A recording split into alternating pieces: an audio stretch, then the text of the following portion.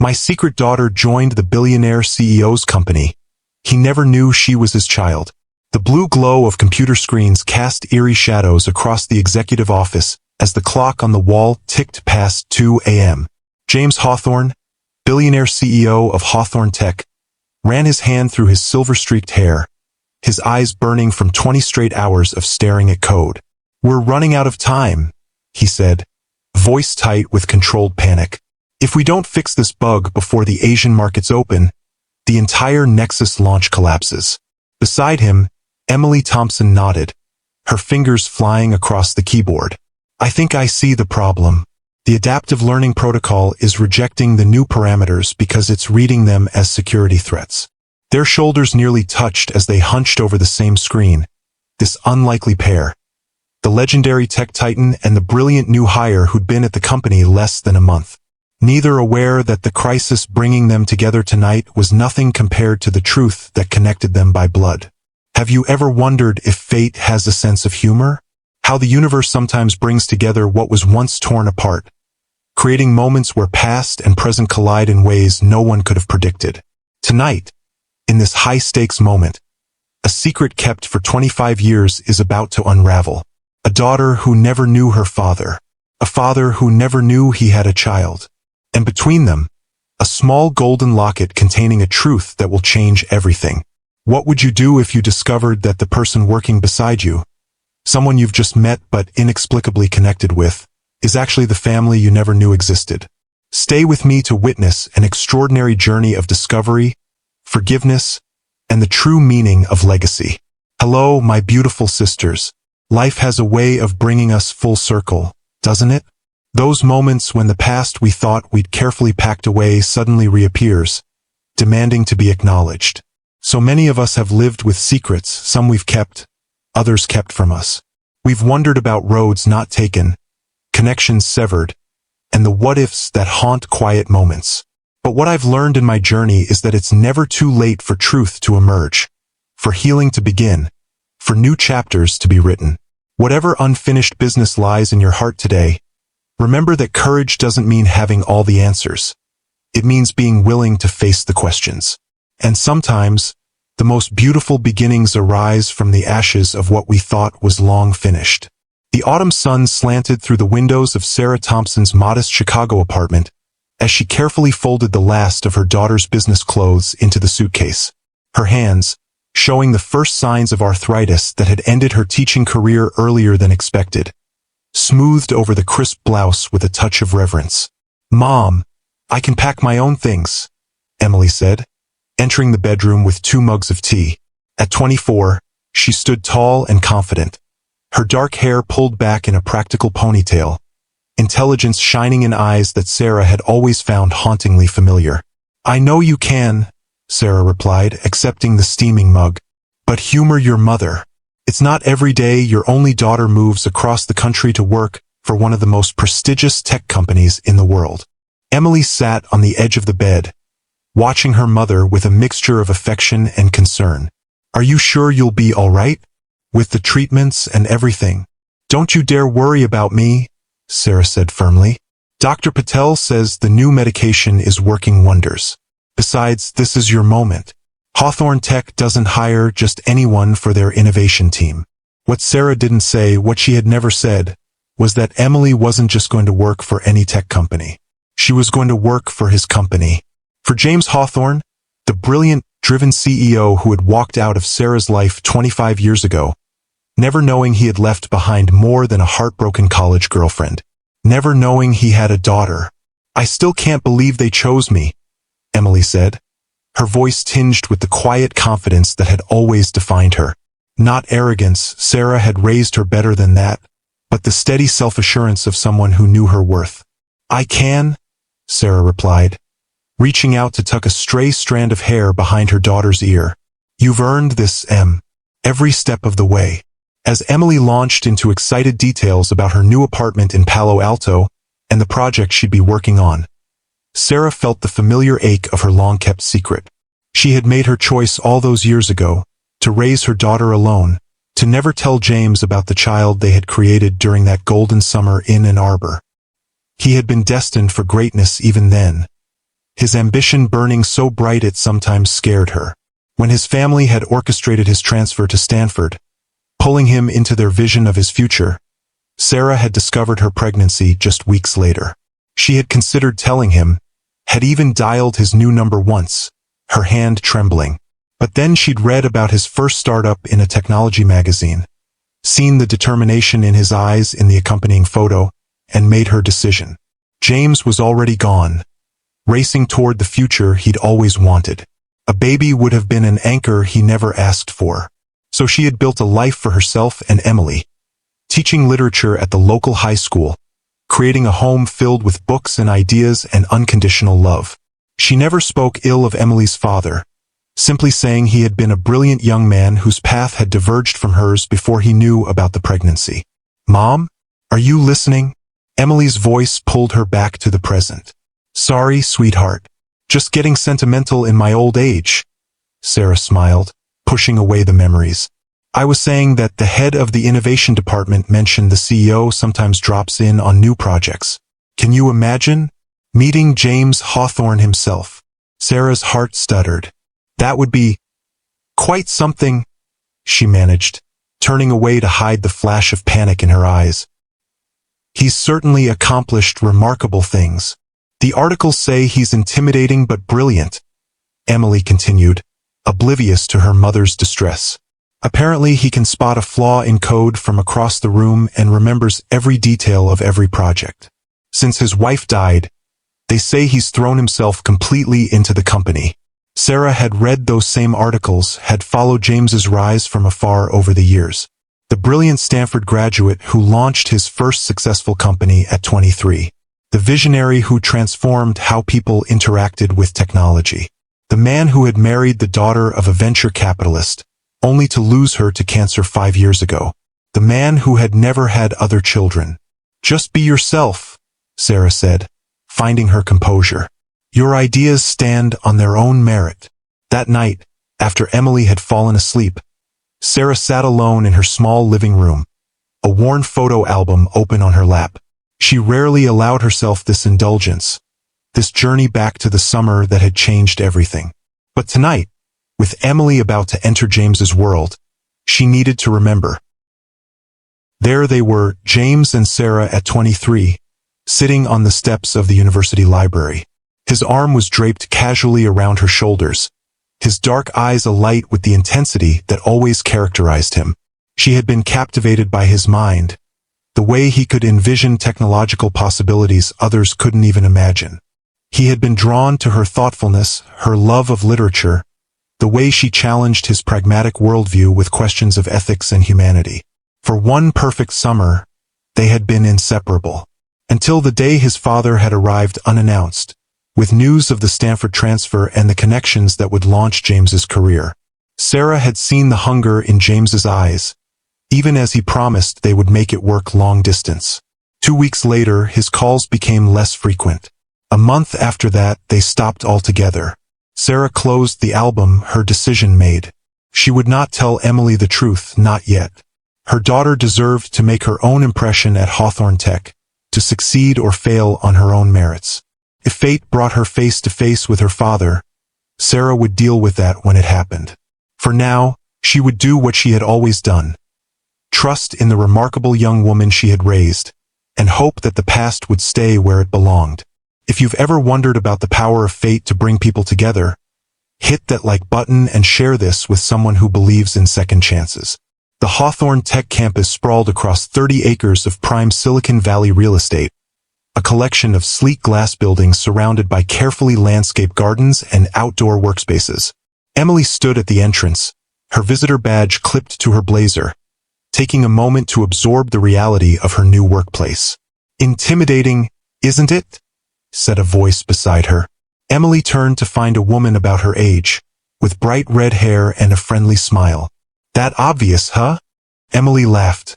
"I'm Zoe Chun, UX design team," the woman said, extending her hand. "And trust me, everyone feels that way on their first day, even the geniuses."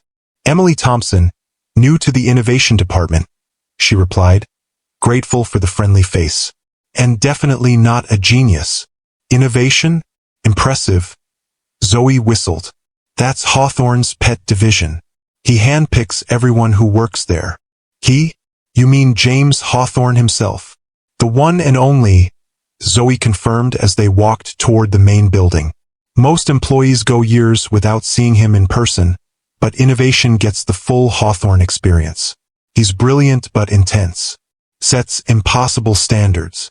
Great, Emily murmured. No pressure. You'll be fine, Zoe assured her. Just don't take it personally if he tears your work apart. It's his love language. After getting her permanent badge and completing orientation, Emily was escorted to the innovation department on the top floor of the main building. The space was open and airy, with glass-walled meeting rooms around the perimeter and clusters of workstations in the center. Her team lead, Daniel Abrams, greeted her with a firm handshake. Welcome aboard, Emily. Your work at Northwestern caught our attention, particularly your thesis on adaptive learning algorithms. We're hoping you'll bring that fresh perspective to Project Nexus. I'm excited to dive in, she replied, trying to project confidence despite the butterflies in her stomach.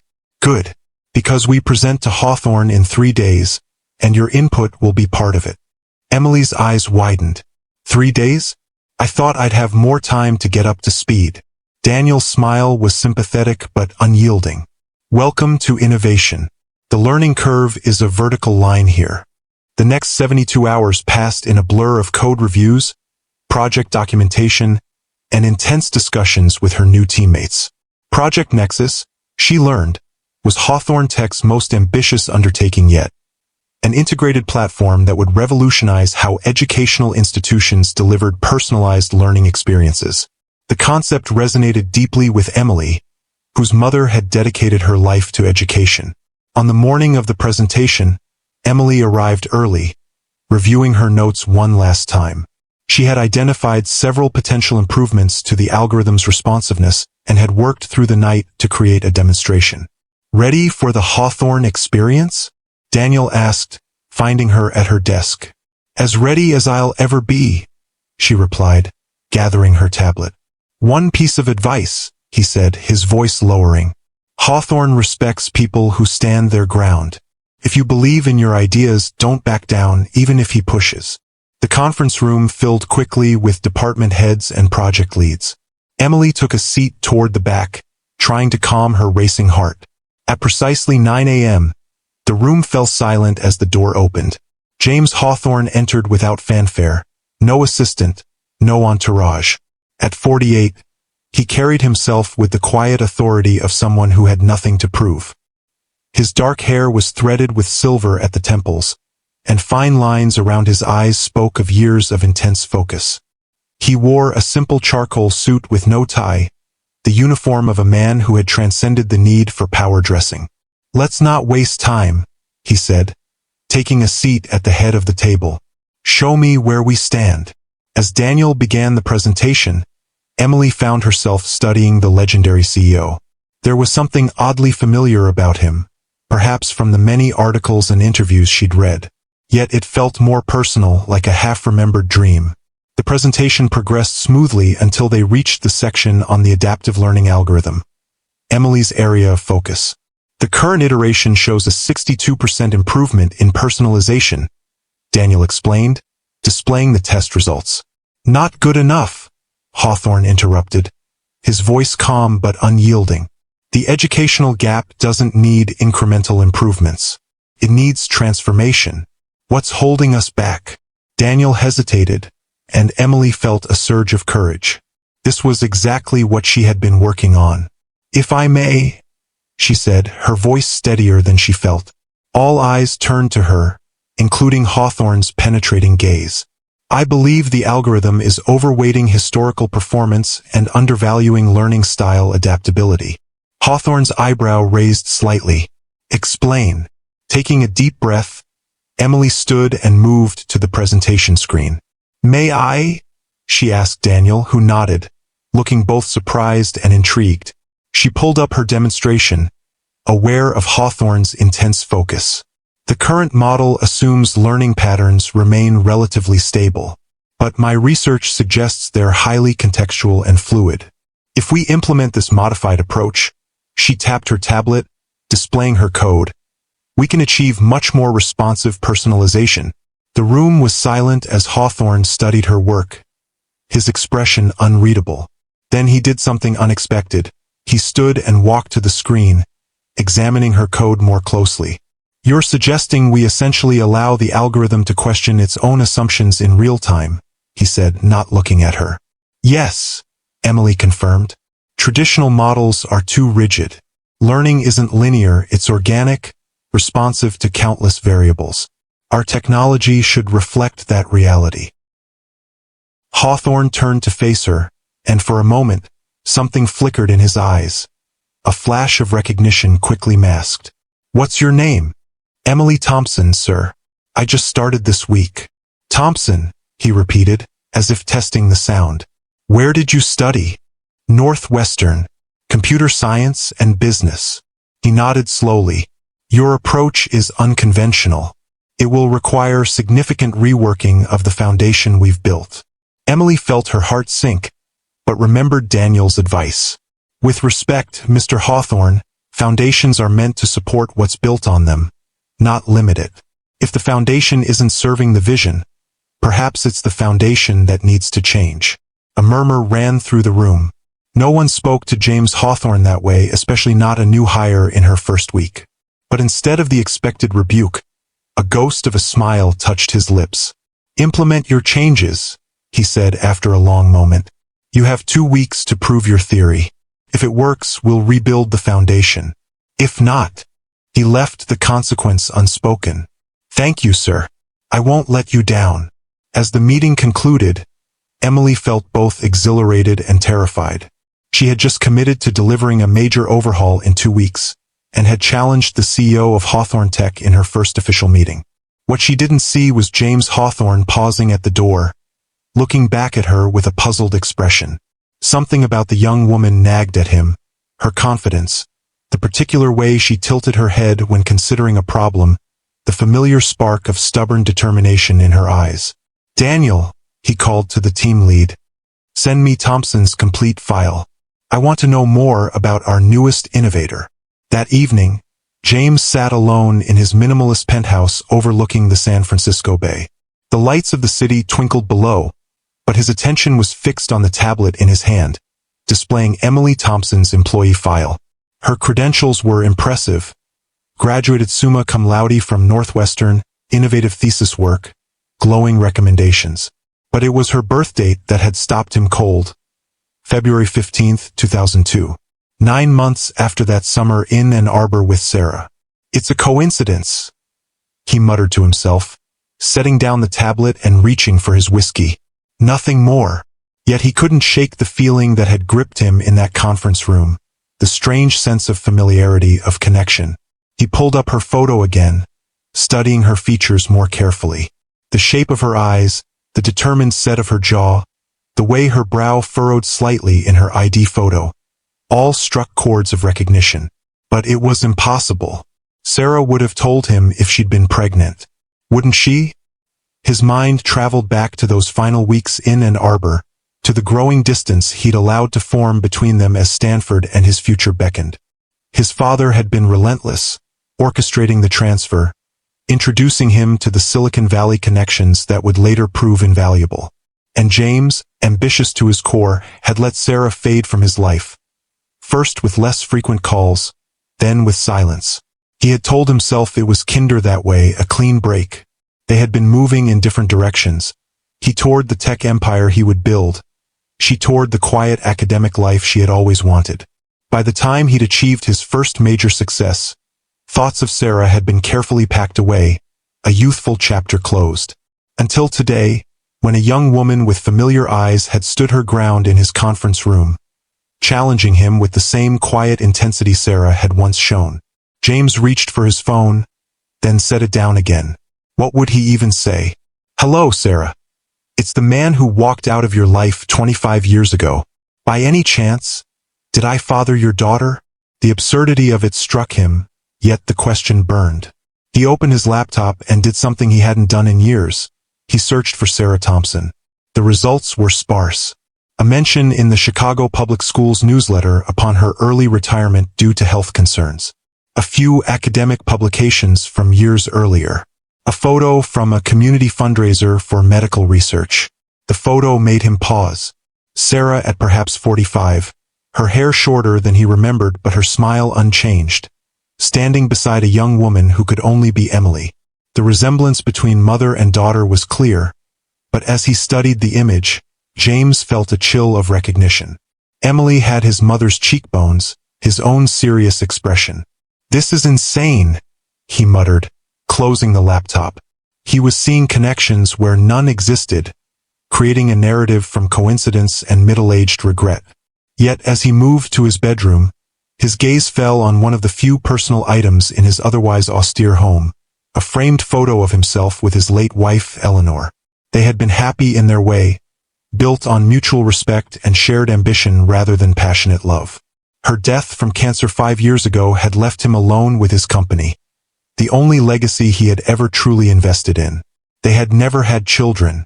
Eleanor's cancer treatment had made that impossible, and afterward, neither had felt the absence keenly enough to pursue alternatives. Now, staring at her image, James wondered if she had sensed what he had only recently acknowledged to himself, that some essential piece of his humanity had been left behind in that summer with Sarah. Sleep eluded him that night, his mind racing with possibilities and doubts. By morning, he had convinced himself that his suspicions were merely the product of loneliness and regret, until he walked into his office and found a company-wide email announcing the annual archive digitization project. All departments are encouraged to contribute historical materials for the company's digital museum. The email read, "Photos, early product designs, press clippings, anything that tells the Hawthorne Tech story." James stared at the screen, an idea forming. If Emily Thompson was indeed his daughter, perhaps the archives would yield some connection, some proof beyond his intuition. Over the next 2 weeks, James found himself creating reasons to observe Emily's work. He scheduled additional progress reviews for Project Nexus, dropped by team meetings unannounced, and even arranged to have lunch in the same executive dining room when he knew she would be there with her team. Each encounter only deepened his suspicion. It wasn't just her appearance. Though the resemblance to his mother grew more striking the more he looked, it was her mind. Emily approached problems with the same methodical creativity he recognized in himself, breaking down complex issues into elegant solutions that others overlooked. "The algorithm modifications are exceeding expectations," Daniel reported during their weekly executive briefing. "Thompson's approach has increased personalization metrics by 87%. We've never seen adaptation rates like this." "And the stability issues?" James asked, maintaining his professional demeanor despite the pride that inexplicably swelled in his chest. "She solved them, created a self-correcting protocol that actually strengthens with each apparent failure. It's the kind of thinking that built this company." James nodded, careful not to show undue interest. "Keep me updated, and make sure Thompson has whatever resources she needs."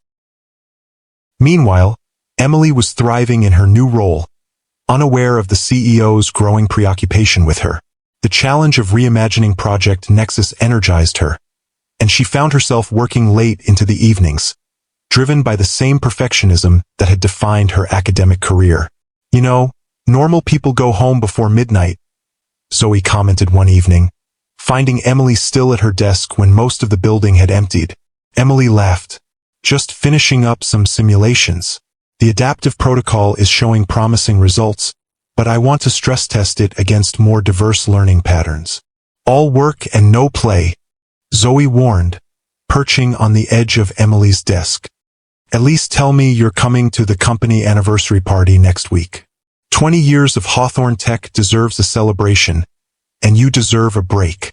"I'll think about it," Emily promised, though her mind was already drifting back to the code on her screen. What she didn't know was that the anniversary celebration would include a special exhibition of company archives, including photos from James Hawthorne's early career that might hold the key to confirming his growing suspicions. Have you ever felt an unexplainable connection with someone you just met? Comment below with your own story of mysterious bonds that can't be explained by logic alone. The summer of 2001 had been unusually warm in Ann Arbor. The university campus hummed with the energy of summer sessions and research projects. A quieter rhythm than the regular academic year, but vibrant in its own way. Sarah Thompson sat cross-legged on the grass outside the literature building, lost in Austen's Persuasion, when a shadow fell across her page. You know, there are studies suggesting that reading physical books activates different neural pathways than digital text, said a voice above her. The tactile experience creates stronger memory imprints. She looked up, squinting against the sun, to find a tall young man with intense dark eyes and an expression that hovered between confidence and curiosity. Are you suggesting I switch to an e-reader for a suboptimal neural experience? She asked, marking her place with a finger. He laughed, the sound warming something in her she hadn't realized was cold. Quite the opposite. I'm admiring your commitment to cognitive optimization. That's a very technical way of saying, I like books, Sarah observed, but she was smiling now. James Hawthorne, he said, extending his hand. Software engineering. Sarah Thompson, English literature. And since you've interrupted Jane Austen, you owe me a coffee at minimum. That coffee had turned into dinner, which became a weekend exploring the art museums in Detroit, which blossomed into the most transformative summer of Sarah's life. James was brilliant, driven, sometimes frustratingly logical, but with an underlying passion that surfaced when he talked about technology's potential to change lives. Imagine educational software that actually adapts to how each child learns. He told her one night as they lay on a blanket watching stars appear over the Huron River. Not just adjusting difficulty levels, but fundamentally reshaping itself to match cognitive patterns. We could revolutionize access to quality education. The great equalizer, Sarah had murmured, her head on his chest. Technology with humanity at its core. Exactly. He'd kissed the top of her head. That's why I need you, Sarah. You keep me anchored to the human impact. It's easy to get lost in the code and forget the people it's meant to serve. For those golden months, they had been perfect complements. His vision and her empathy, his ambition and her groundedness, creating a balance that made both of them better. Until the day Richard Hawthorne arrived in his tailored suit and luxury car, with news of the Stanford transfer and the Silicon Valley connections that would launch his son's career. This is the opportunity you've been working toward. His father had insisted over dinner at the most expensive restaurant in Ann Arbor. Bradford Mills himself wants to mentor you. Do you understand what that means? The doors this will open. Sarah had watched James's expression as he absorbed the news, seen the hunger in his eyes even as he reached for her hand under the table. We'll make it work, he'd promised later that night. Stanford to Michigan isn't so far. We'll visit. Call every day. But she had known even then, had seen the future unfolding with crystal clarity. James Hawthorne was destined for a world that moved too fast for long-distance romance, for a life where sentiment would inevitably be sacrificed to ambition. 2 weeks after he left, his calls became less frequent, his voice more distant when they did connect. A month later, they stopped altogether. And 2 weeks after that, Sarah sat in a clinic in Ann Arbor, staring at a positive pregnancy test, her world simultaneously expanding and contracting in the space of a heartbeat. In the present day, Emily found herself drawn to the company archives display at the anniversary celebration. The grand ballroom of the San Francisco Four Seasons had been transformed for the event, with different stations showcasing Hawthorne Tech's evolution over 2 decades. Most employees gravitated toward the open bar or the interactive displays of future products, but Emily was curious about the company's origins. Interested in ancient history? A voice asked as she studied a display case containing early prototypes and press clippings. Emily turned to find James Hawthorne himself standing beside her, looking less formidable in evening attire than he did in the boardroom. I believe in understanding foundations before trying to change them, she replied with a small smile, referencing their first meeting. Touché, Ms. Thompson. He gestured toward the display. Any particular aspect of our humble beginnings that interests you? Actually, yes. Project Nexus seems like a return to your original vision. These early interviews all mention educational access and personalized learning, but somewhere along the way, the the company shifted toward enterprise solutions and consumer tech. James looked surprised. "You've done your homework. I like to know the why behind the what," Emily explained. "It helps me understand the purpose I'm serving." "The why got diluted by practical realities," he admitted, his expression thoughtful. "Venture capital, market demands, quarterly growth expectations. The educational vision was always there, but it became a side project rather than our core mission." "Until now," Emily observed. "Until now," he agreed. "Perhaps it took 20 years to build the foundation strong enough to support the original dream." They moved together through the exhibition, James occasionally offering context for various artifacts. Emily found herself unexpectedly comfortable in his presence. The intimidating CEO replaced by a passionate innovator whose vision resonated with her own values. They paused before a wall of photographs documenting the company's early days. James in his 20s, surrounded by the first Hawthorne Tech team in a cramped office space. James shaking hands with investors. James at the NASDAQ bell ringing. And then, partially obscured in a group shot from what appeared to be a university event, a young woman with a familiar smile, her arm linked with James's. Emily leaned closer, something tugging at her memory. The woman looked remarkably like "My mother?" she whispered, too softly for James to hear, but he had noticed her sudden stillness. "Something interesting?" Emily straightened quickly, just surprised by how young everyone looks. It's easy to forget that tech titans were once just students with big ideas. James studied her for a moment, sensing there was more to her reaction. But before he could press further, they were interrupted by the CFO needing his attention for an important investor. "Excuse me, Miss Thompson. Duty calls." He hesitated, then added, "Your work on Project Nexus is exceptional. I look forward to seeing where you take it next." As he walked away, Emily turned back to the photograph, her heart racing. The woman in the picture was undeniably her mother, younger, with longer hair, but unmistakably Sarah Thompson, which meant that her mother had known James Hawthorne, had been close to him, judging by their body language in the photo. Why had her mother never mentioned this? In all the discussions about Hawthorne Tech and Emily's new job, Sarah had never once indicated she had any personal connection to the company's founder, unless the thought that formed in Emily's mind was so shocking, so impossible, that she physically stepped back from the display. No, couldn't be. Her mother would have told her something that significant. Wouldn't she? Emily's hand went instinctively to the locket she wore beneath her dress. A gift from her mother on her 18th birthday.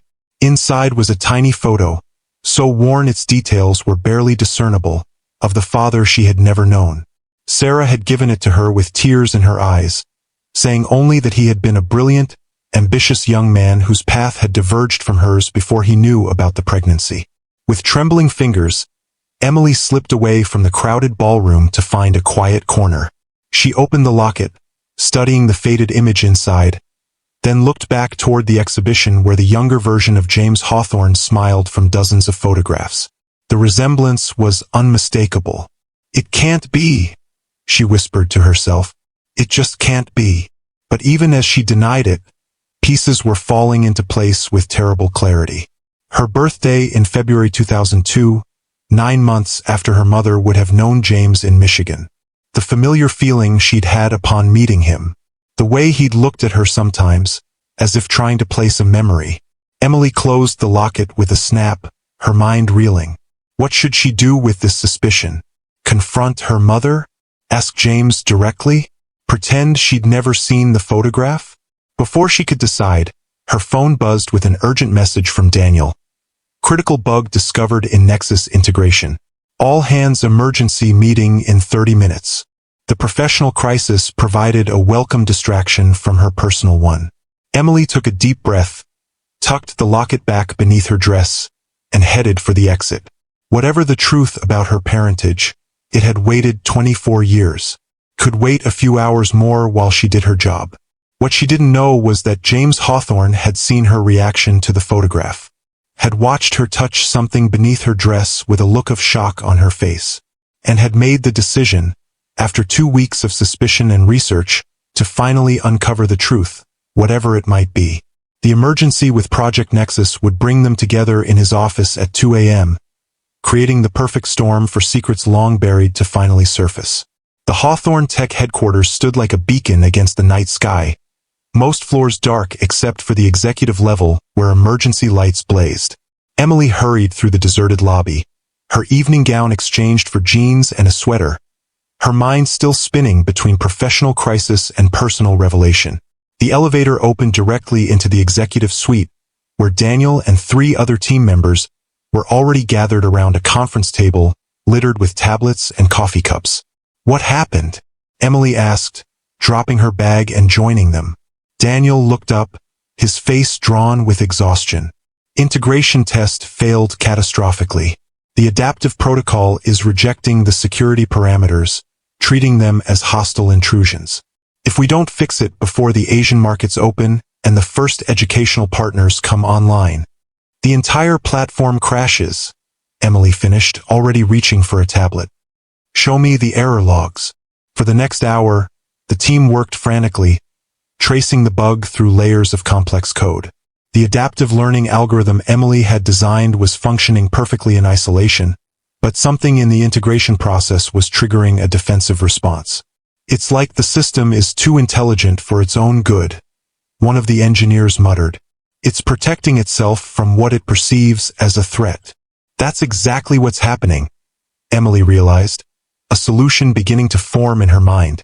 "We need to introduce the security protocols gradually, like a vaccine, small, controlled exposures that teach the system these are protective measures, not attacks." "That would require rewriting the entire integration sequence," Daniel objected. "We don't have time. We don't have a choice," came a voice from the doorway. Everyone turned to see James Hawthorne standing there, jacket discarded, tie loosened, looking every bit as focused as he had during the anniversary celebration, but now with an edge of controlled urgency. "Mr. Hawthorne," Daniel began, "we were just discussing. I heard. Ms. Thompson's approach is correct. The system needs to be taught, not forced." James moved to the main display screen. "Show me what you've got so far." For the next hour, James worked alongside the team, his legendary coding skills on full display as he helped implement Emily's solution. They fell into an unexpected rhythm, anticipating each other's thoughts, building on each other's ideas with an efficiency that left the rest of the team exchanging glances. By 1:30 a.m., they had a working prototype ready for testing. "Run the simulation," James instructed, and the room fell silent as the system processed the new integration approach. Green lights flickered across the screen as each module accepted the security protocols without resistance. The final integration completed successfully, and a collective sigh of relief filled the room. "It worked," Daniel said, the tension visibly draining from his shoulders. "We're stable. Implement it across all servers," James directed. "I want confirmation when the Asian markets come online without issues." As the team dispersed to execute the final steps, James turned to Emily. "I'd like a word in my office, Ms. Thompson, to discuss your contribution to tonight's solution." Emily followed him down the hallway, her professional pride warring with the personal questions that had been pushed aside during the crisis but now came rushing back. His office was exactly as she'd imagined it.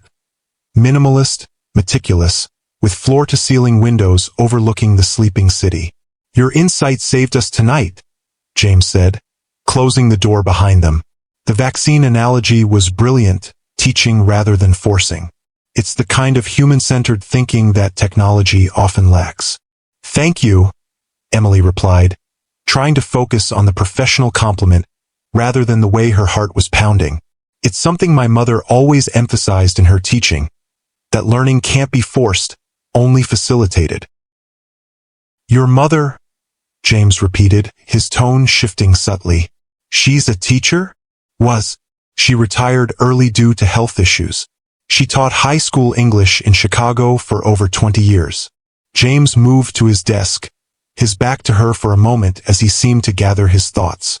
When he turned, his expression had changed, becoming more personal, less the CEO and more the man. "Emily, I saw your reaction to the photograph in the exhibition tonight. The one from the University of Michigan. Her breath caught. I was just surprised to see a familiar face. Sarah Thompson, he said quietly. That was your mother in the photo, wasn't it? The direct question left no room for evasion. Yes, Emily admitted. Though I don't understand why she never mentioned knowing you. James's gaze was intense, searching. When is your birthday, Emily? February 15th, 2002, she answered, her voice barely above a whisper. He nodded slowly, as if confirming something he already knew. 9 months after that summer in Ann Arbor. 9 months after Sarah and I were together. The room seemed to tilt slightly as Emily processed his words. The suspicion that had formed earlier was now being spoken aloud, making it real in a way she wasn't prepared for. Are you saying? She began, unable to complete the question. I'm saying that I've had questions since the day we met, James replied, his composure slipping to reveal genuine emotion. Something about you felt familiar in a way I couldn't explain. Your mannerisms, your way of thinking, even the way you tilt your head when considering a problem. It's exactly like my mother used to do. Emily's hand went unconsciously to the locket around her neck, the weight of it suddenly significant. James noticed the gesture. What is that? He asked softly. With trembling fingers, Emily pulled the locket from beneath her sweater. My mother gave it to me on my 18th birthday. She said it contained a picture of my father, but that he'd left before I was born, that their paths had diverged. May I? James asked, his own hand not entirely steady as he reached toward the locket. Emily hesitated, then unclasped the chain and handed it to him. This moment felt monumental, as if her entire life hung in the balance of what would happen next. James opened the small golden heart carefully. Inside was a faded photograph, worn from years of being carried close to the heart. Despite its age, the image was unmistakable. A younger version of himself, smiling at the camera with the confidence of youth, unaware of what the future held. Oh my God, he whispered, looking up at Emily with eyes that suddenly seemed to mirror her own. It's true. You're my daughter. The words hung in the air between them, irrevocable and transformative. Emily felt tears forming, a lifetime of questions suddenly answered and 1,000 new ones taking their place. Why didn't she tell you? She asked, her voice breaking. Why didn't she tell me? James closed the locket gently, holding it in his palm as if it were infinitely precious. I left for Stanford that August. My father had arranged the transfer, set up connections with venture capitalists who would later fund my first company. I promised Sarah we'd make the long-distance relationship work, but you didn't, Emily finished, a lifetime of wondering about her absent father crystallizing into this moment. I got caught up in the momentum of building my future. The calls became less frequent, and eventually I just stopped. The admission clearly pained him. By the time I launched my first startup, I'd convinced myself it had been the right decision. That Sarah and I were on different paths. I never knew. I never imagined. That she was pregnant, Emily said, the reality of it still sinking in. That you had a daughter. James nodded, his expression haunted. She must have found out after I was already gone. After I'd made it clear through my actions that my ambitions came first. She tried to call you once, Emily revealed, remembering her mother's rare confessions about the past. She said she had your number in her hand, but then she saw an article about your first company. She decided not to be the one who held you back from the future you wanted. She should have told me, James said, a flash of anger breaking through his shock. I had a right to know, and I had a right to a father, Emily countered, her own emotions surging. But we can't change the past. We can only decide what to do now. The truth of her words seemed to reach him. James looked down at the locket in his hand, then carefully returned it to her. You're right. The question is where we go from here. Emily reclaimed the locket, fastening it around her neck once more. I don't know. This is overwhelming. I need time to process it. Of course, James agreed, visibly trying to respect her space despite the magnitude of their discovery. But there's one thing I need to do immediately. What's that? I need to talk to Sarah. His expression was resolute. After 25 years, we have a conversation long overdue. Emily felt a surge of protectiveness toward her mother. She's not well. The treatments for her arthritis are helping, but she tires easily. And this would be a shock. I understand, James said, his tone softening. But some truths can't remain buried, Emily. Not anymore. Before she could respond, Daniel knocked on the office door. Mr. Hawthorne? Asian markets are online. The system is stable. We did it. Thank you, Daniel. Excellent work tonight, all of you. James maintained his professional demeanor despite the personal earthquake that had just occurred. Get some rest. We'll reconvene tomorrow afternoon. After Daniel left, the silence between father and daughter grew heavy with unspoken questions and emotions. I should go, Emily finally said, needing space to absorb everything that had happened. Emily, James called as she reached the door. Whatever happens next, I want you to know something. Seeing the person you've become, your brilliance, your integrity, your compassion, makes me incredibly proud. Sarah did an amazing job raising you. The simple truth of his words brought fresh tears to her eyes. Thank you, she whispered, and then she was gone, leaving James Hawthorne alone in his office with the knowledge that the legacy he'd spent his life building was nothing compared to the one he'd never known he had. If this moment of truth touched your heart, subscribe to Timeless Love Tales with Mr. Harrison for more stories that remind us it's never too late for healing and new beginnings.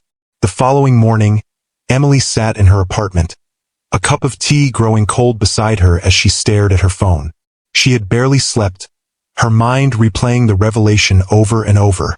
James Hawthorne was her father, the brilliant, driven CEO she had admired from afar, whose company she had dreamed of working for, whose vision had inspired her own career path, was her biological father. And her mother had kept this secret for 24 years. With a deep breath, Emily dialed the familiar number. Sarah answered on the second ring, her voice warm with maternal love. Emily, I was just thinking about you. How's the project going? Mom, Emily said, her voice catching. We need to talk. About James Hawthorne. The silence on the other end of the line spoke volumes. What about him? Sarah finally asked, her tone carefully neutral. I saw a photograph at the company anniversary party. From the University of Michigan. You were in it with him. Emily paused, then added softly, I know, Mom. I know he's my father. She heard her mother's sharp intake of breath, followed by a shaky exhale. How did you find out? The photograph made me suspicious. Then we talked last night during a work crisis. I showed him the locket, Mom. The one with his picture. Oh, Emily, Sarah whispered, her voice thick with emotion. I never meant for you to find out this way. Did you mean for me to find out at all? Emily couldn't keep the hurt from her voice. Were you ever going to tell me that the CEO of the company I work for is my biological father? I didn't know what to do when you got the job offer, Sarah admitted. I was shocked, then worried. Then, I told myself it was a sign that maybe the truth would find its own way out. But I was afraid, Emily. Afraid of disrupting your life. Afraid of facing James after all these years. He wants to talk to you, Emily said. He's in shock, Mom. But he also seems regretful. About the past. About not knowing about me. I should have told him, Sarah acknowledged, the weight of 25 years of secrecy evident in her voice. I convinced myself I was being selfless, not burdening him with a responsibility he hadn't asked for. But maybe part of me was just afraid of being rejected again, of hearing him say he didn't want this child we'd created. You don't know that's what would have happened, Emily pointed out gently. No, I don't. And that uncertainty has haunted me more than I've ever admitted. Sarah paused. Is he angry? He was briefly, but mostly he seems sad. For all the years he missed. Emily hesitated, then asked the question that had kept her awake all night. Do you want to see him, Mom? After all this time, the silence stretched between them, filled with a quarter-century of unspoken words and buried emotions. "Yes," Sarah finally answered. "I think it's time we both stopped hiding from the past." Meanwhile, in his penthouse overlooking the bay, James Hawthorne was making a decision that would reshape his life and his company. After a sleepless night reviewing old photographs and memories, he had called an emergency meeting with his executive team. Effective immediately, "I'm stepping back from day-to-day operations," he announced to their shocked expressions. "Diane will assume the role of acting CEO while I take a personal leave of absence." "James, what's going on?" asked Bradford Mills, his oldest friend and the company's CFO. "Is this about the Nexus crisis? Because that's been resolved." "It's about priorities," James replied simply. "For 20 years, I've put this company above everything else in my life. I've missed more than I realized. It's time to rectify that." He offered no further explanation, ignoring the concerned glances exchanged around the table. His personal life had always been exactly that, personal. Even after Eleanor's death, he had grieved privately, returning to work with redoubled focus rather than allowing himself to process the loss. But this was different. This wasn't about loss but discovery. A daughter, a brilliant young woman with her mother's compassion and his own drive. A family he never knew he had. After the meeting, Bradford followed him back to his office. "James, we've known each other since Stanford. Something major is happening. Talk to me." James hesitated, then decided that if he was truly changing his approach to life, it should start now. "I have a daughter, Brad. A 24-year-old daughter I just discovered last night." Bradford's jaw literally dropped. "What? How is that possible?" "Sarah Thompson. The summer before Stanford. She never told me she was pregnant." James ran a hand through his hair, still processing it himself. "Emily Thompson, our new hire in innovation. She's my daughter. The one who saved Project Nexus? That's your daughter." Bradford sank into a chair, stunned. "My God, James, this is incredible." "It's overwhelming," James admitted. 24 years of her life that I missed. 24 years of not knowing I was a father. "What are you going to do?" "I'm going to Chicago, to see Sarah, to understand why she kept this secret, and to figure out where we go from here." James looked out at the city below, the empire he had built that suddenly seemed less significant than it had just 24 hours ago. "I've spent my life creating technology to connect people, Brad.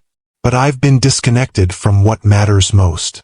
3 days later, James stood outside a modest apartment building in Chicago's Lincoln Park neighborhood. A bouquet of lilies, Sarah's favorite, he remembered, in his hand. The gesture felt simultaneously inadequate and too presumptuous, but he couldn't arrive empty-handed. Emily met him at the entrance, her expression a complex mixture of emotions. "She's nervous," she warned him. "The treatments make her tired. So please." "I understand," James assured her. "I'm not here to upset her. I just want to talk." Emily nodded, then led him upstairs to the apartment where she had grown up. The space was warm and inviting, walls lined with bookshelves, framed photographs documenting Emily's childhood and achievements. James paused before one showing a young Emily, perhaps 7 or 8, holding a science fair ribbon. "First place," Emily explained, following his gaze, "for a project on how different types of music affect plant growth. The scientific method with an artistic twist," James observed. "Bridging disciplines even then. Mom always encouraged that. She said the most interesting discoveries happen at the intersection of different ways of thinking." Before James could respond, a voice came from the doorway to the living room.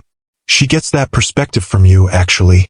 Sarah Thompson stood there, thinner than he remembered, her hair now styled in a short bob that framed her face elegantly.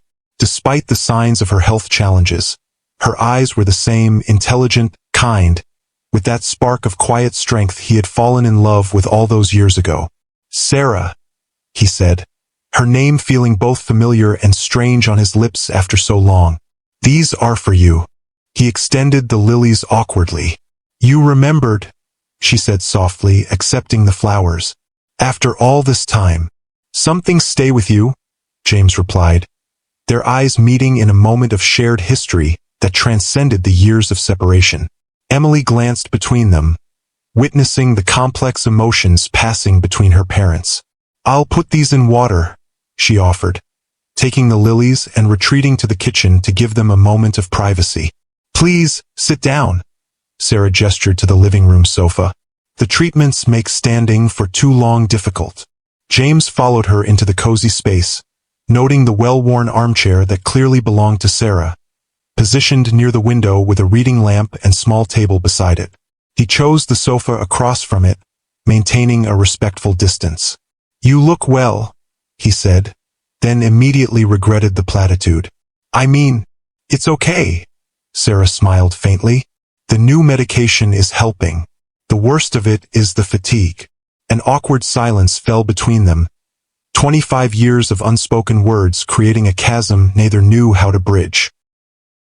Why didn't you tell me? James finally asked, the question that had consumed him since the night in his office. About Emily. About the pregnancy. Sarah's hands folded in her lap, her fingers working together in a nervous gesture he remembered from their college days. I almost did. Once. I had the phone in my hand, your number ready to dial. But then I saw that article in Tech Innovators magazine, your first major feature. You looked so determined, so focused on the future you were building. That wouldn't have changed if I'd known about my child, James countered, a hint of the old hurt surfacing. Wouldn't it? Sarah met his gaze directly. You were 23, James, on the verge of everything you'd ever wanted. Your father had orchestrated your perfect launch into the tech world. Would you really have welcomed news that tied you to a pregnant English major back in Michigan? The question hung between them, uncomfortable in its honesty. James wanted to protest, to insist he would have done the right thing, but the truth was more complicated. I don't know, he admitted finally. I'd like to think I would have stepped up, but I was selfish then, driven, single-minded. You still are, Sarah observed, but without judgment. It's what's made you successful. At what cost? James looked around the apartment, at the evidence of the life he'd missed. Emily's graduation photos, family holiday celebrations, the 1,000 small moments that had shaped his daughter's life. I built an empire while missing the most important thing in the world. Emily returned with the lilies arranged in a crystal vase, placing them on the coffee table between her parents. Mom's favorite flowers in Grandma's vase, she commented. Some kind of symbolic full circle. The observation broke some of the tension, drawing a genuine smile from Sarah. Emily has always had a gift for finding meaning in small details, like someone else I once knew. James looked at his daughter, truly looked at her, seeing now the perfect blend of Sarah's empathy and his own analytical mind. I see both of us in you, he told Emily. The best parts, I hope. Mom always said I got my stubbornness from my father, Emily replied with a hint of humor. Now I understand why she seemed both frustrated and proud of that trait. The three of them fell into conversation that gradually became less strained, sharing stories that began to fill in the vast gaps in their shared history. Emily described her childhood in Chicago, her growing interest in technology, her decision to pursue computer science despite her natural aptitude for literature as well. I wanted to build things that would last, she explained, to create tools that would help people learn and connect. I never knew that desire might be genetic.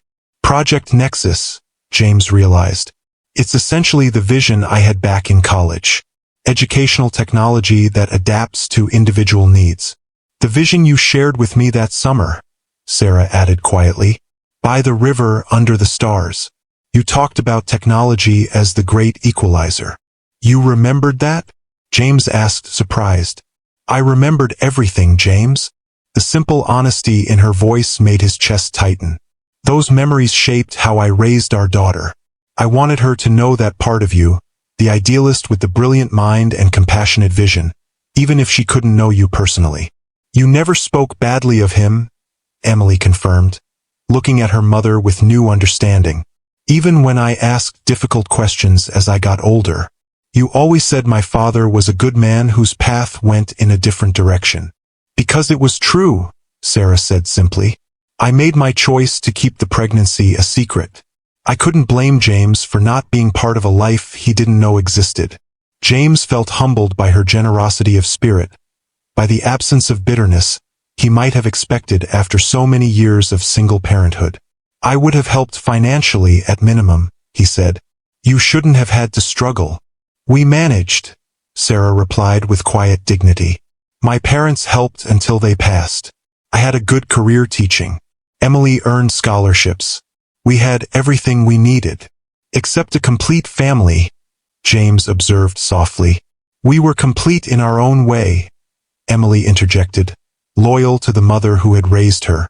Different from other families, but not lacking in love. The conversation continued as afternoon faded into evening, the three of them ordering dinner and sharing a meal that felt both surreal and strangely natural.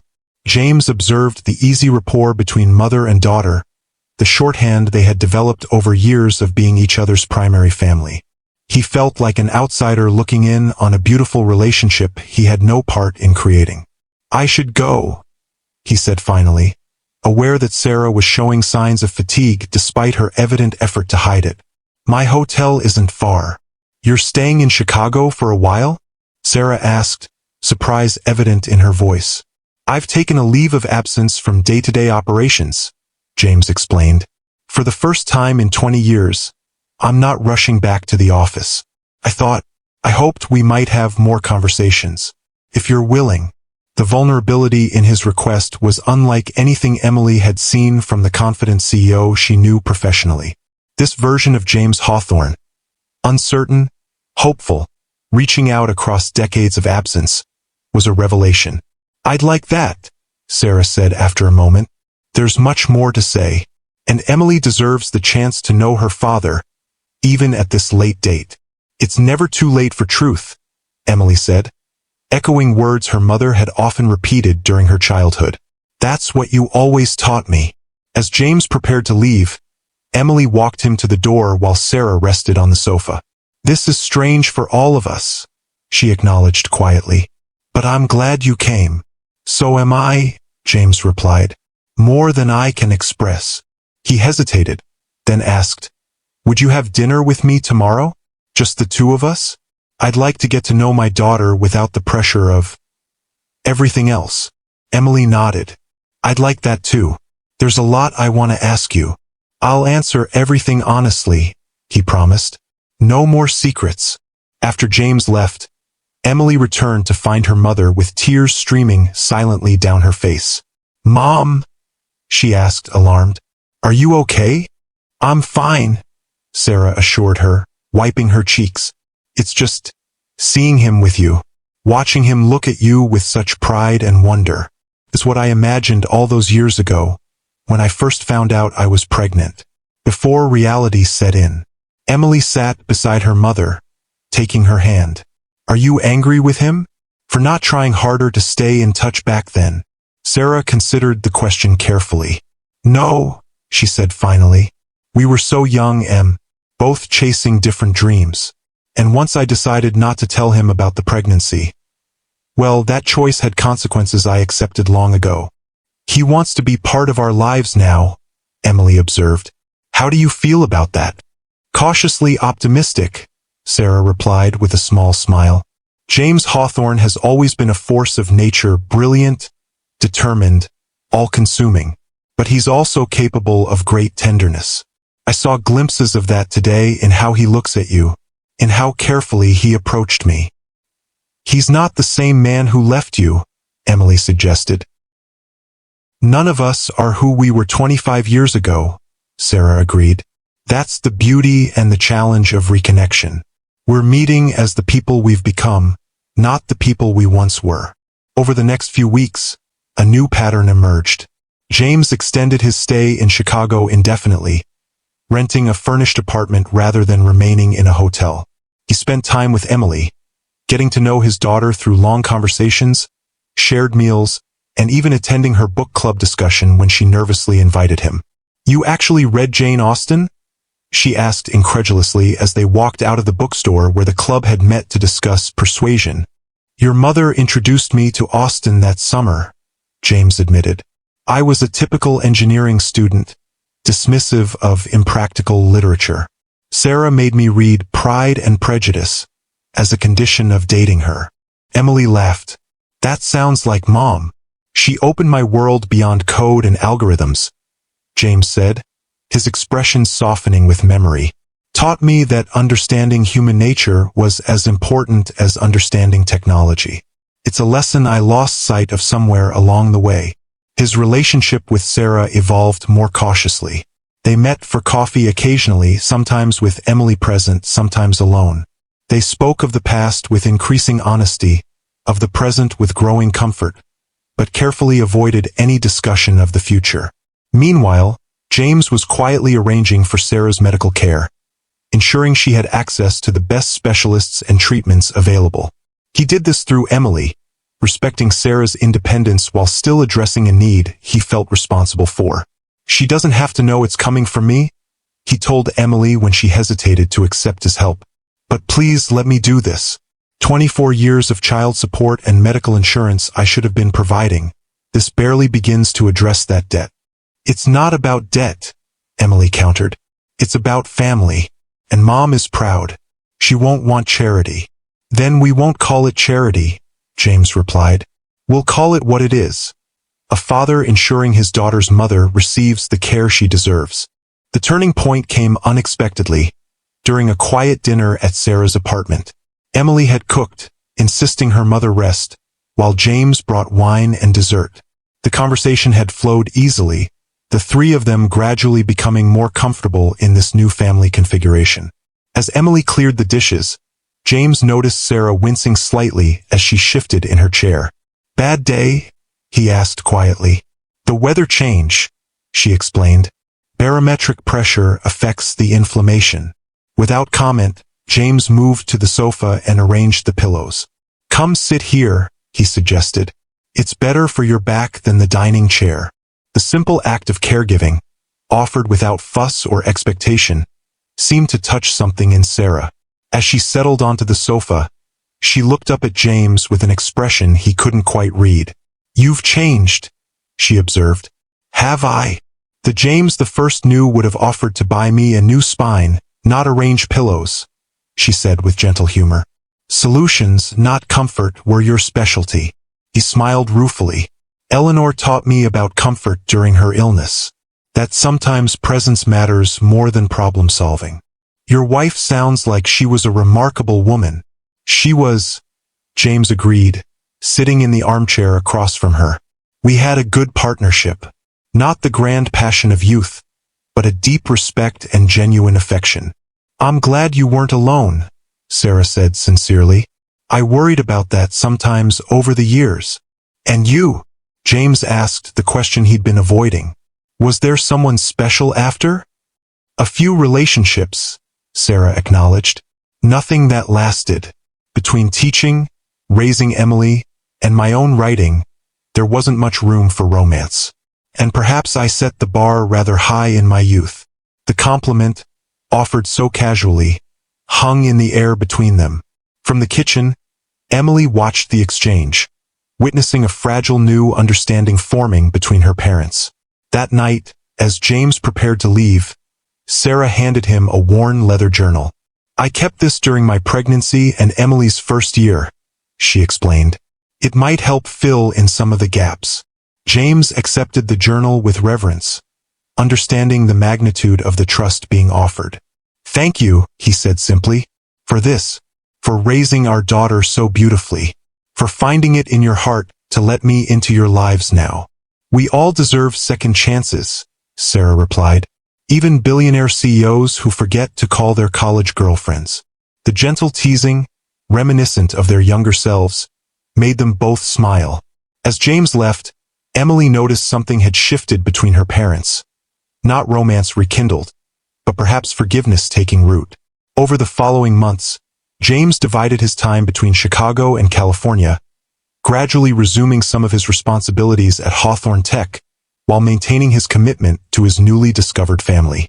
Project Nexus launched successfully, with Emily's adaptive learning algorithm at its heart, bringing James's original vision to fruition through his daughter's innovation. On a crisp autumn evening, exactly 1 year after Emily had first packed her bags for Palo Alto, the three of them sat together in a quiet Chicago restaurant, celebrating both the project's success and their own remarkable journey. "I have an announcement," James said as they finished their meal. "The board approved it this morning." "Another acquisition?" Emily guessed. "Or are you finally taking that sabbatical you've been threatening?" "Better than that," James smiled. "We're establishing the Thompson Hawthorne Foundation for Educational Access, a nonprofit arm of the company dedicated to bringing Nexus technology to underserved communities worldwide." Sarah's eyes widened. "James, that's wonderful. And," he continued, looking at Emily, "we'd like you to lead it if you're interested. Your unique perspective, bridging technology and humanity, is exactly what the foundation needs." Emily sat back, stunned by the offer. "Lead it? But I've only been with the company a year." "A year in which you've proven yourself exceptional," James pointed out. "This isn't nepotism, Emily. It's recognition of your vision and abilities." "He's right," Sarah added. "You've earned this on your own merit." Emily looked between her parents, these two people who had lived separate lives for so long but now sat together in support of her future. "I'd be honored," she said finally. "It's everything I've wanted to accomplish." "There's one more thing," James said, his expression growing more serious. "The foundation will be headquartered here in Chicago." "Chicago?" Emily repeated, surprised. "Not Palo Alto?" "Your mother's medical team is here," James explained simply. "And I've spent enough time in both cities this year to know that I can effectively work from either. The company doesn't need me in the office every day anymore. That's what capable executives and video conferencing are for." The implication was clear. He was choosing to be near his family rather than his company headquarters, prioritizing relationships over convenience, reordering his life around what he now understood mattered most. "James," Sarah began, clearly moved by the gesture. "You don't have to." "I want to," he interrupted gently. "I've missed 24 years, Sarah. I don't intend to miss any more time than necessary." As they finished their dessert and prepared to leave, James looked at his daughter with tears in his eyes. "I spent my life building an empire," he said softly. "But this, you, our family, the foundation that will carry your values into the future. This is the only legacy that truly matters." Outside the restaurant, the three of them walked together through a nearby park, the autumn leaves crunching beneath their feet as the sun set behind the Chicago skyline. They moved in comfortable silence, no longer strangers bound by secrets, but a family connected by truth, forgiveness, and the promise of a shared future. It wasn't the conventional family Emily had sometimes dreamed of as a child, nor the solitary success James had pursued for decades, nor the quiet life Sarah had built around her daughter and her teaching. It was something new, something that honored their past while creating space for what might yet be. As they walked side by side in the fading light, their shadows merged on the path before them, three separate journeys converging into one, proof that it's never too late for truth, for healing, for second chances. This story reminds us that our true legacy isn't measured in wealth or achievements, but in the lives we touch and the love we share. If you believe in the power of forgiveness and second chances, make sure you're subscribed so you never miss another tale of transformation.